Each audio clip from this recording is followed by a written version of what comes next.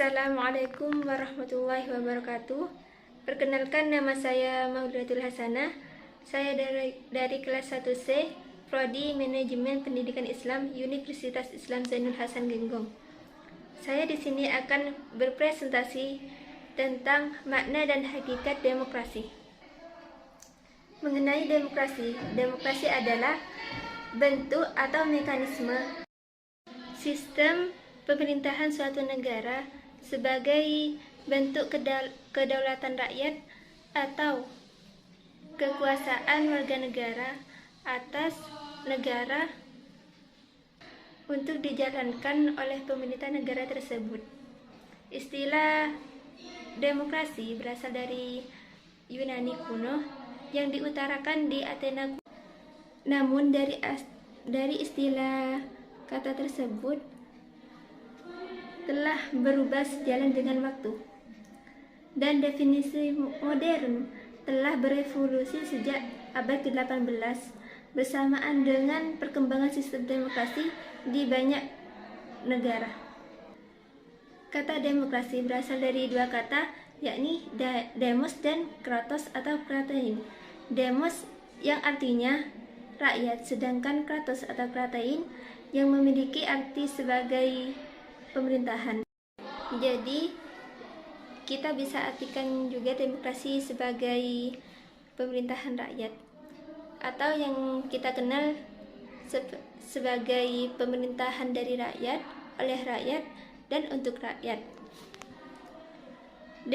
Konsep demokrasi juga menjadi sebuah kata kunci tersendiri dalam bidang politik.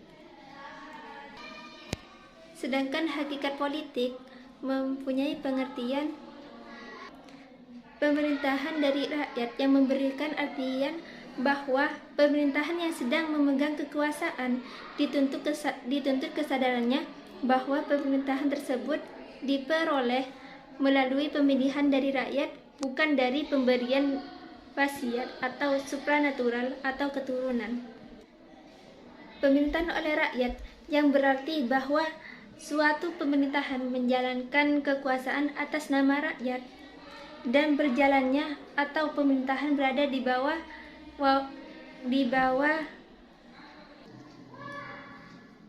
bawah pengawasan rakyat.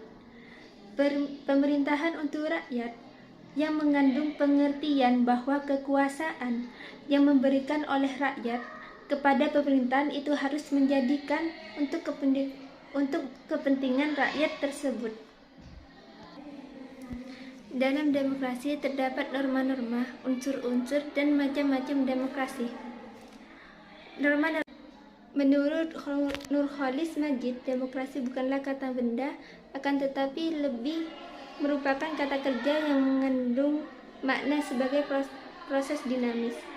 Karena itu demokrasi harus diupayakan, dan adapun 7 norma yang menjadi pandangan hidup demokrasi adalah: yang pertama, pentingnya kesadaran akan pluralisme. Yang kedua, musyawarah. 3, pertimbangan moral. 4, permufakatan yang jujur dan sehat. 5, pemenuhan segi-segi ekonomi. 6, bekerja sama antara warga masyarakat dan sikap saling mempercayai itikat baik masing-masing, dan memilih pandangan kemanusiaan yang positif dan optimis. Yang terakhir, pandangan hidup demokratis harus dijadikan unsur yang menyatu dengan sistem pendidikan. Unsur-unsur demokrasi yang dapat menopang tegaknya demokrasi antara lain negara hukum, masyarakat madani, infrastruktur politik yang mengenai partai politik, kelompok, gerakan. Ada beberapa macam demokrasi, di antaranya yaitu demokrasi liberal, demokrasi terpimpin, demokrasi sosial, demokrasi partisipasi, dan demokrasi konsosiasional.